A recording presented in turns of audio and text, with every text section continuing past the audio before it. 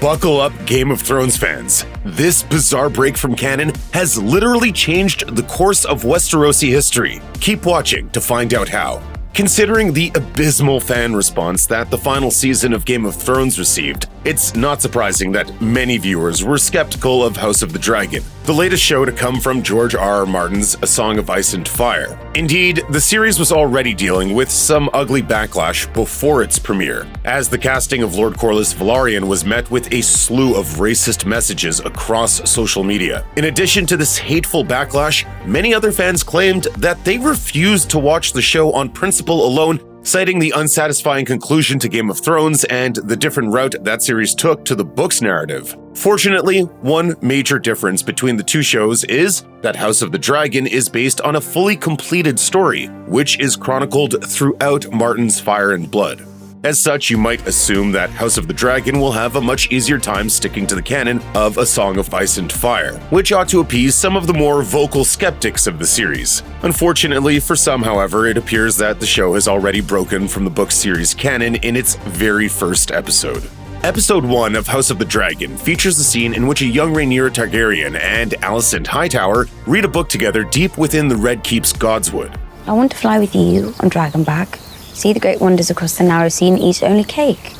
Behind them is a white weirwood tree with a face carved into it, which is traditionally worshipped by followers of the old gods. The inclusion of this particular weirwood not only breaks the canon of the book series, but of Game of Thrones itself. In the books, the King's Landing Godswood does not have a weirwood, but an old oak wrapped in smokeberry vines.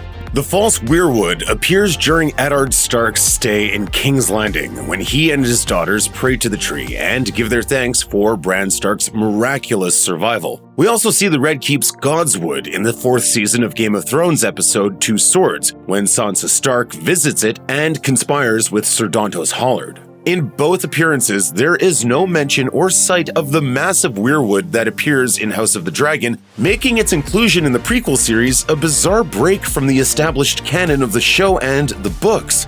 Although some fans might chalk this up to the simple fact that House of the Dragon takes place more than a century before the events of Game of Thrones, it's worth remembering that we already know what happened to the weirwoods in southern Westeros. Until this point, it's been implied that if King's Landing ever had a weirwood, it would have been destroyed by the Andals when they first came to Westeros. George R.R. Martin's The World of Ice and Fire explains that when the Andals first invaded Westeros, they burnt down most of the indigenous people's godswoods in order to make room for the Faith of the Seven.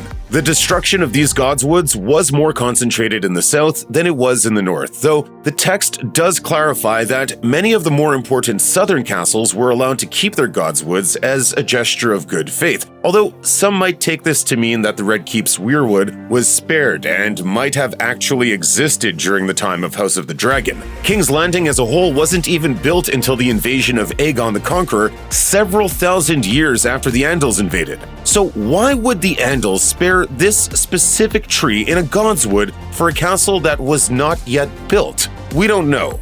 The truth is that the inclusion of the weirwood tree in House of the Dragon amends the history we thought we knew about King's Landing and establishes that, at one point in time, there was a weirwood growing deep within the Red Keep. That said, it will be interesting to see what becomes of the tree as the series goes on, as its absence in Game of Thrones suggests we should get some answers. Eventually.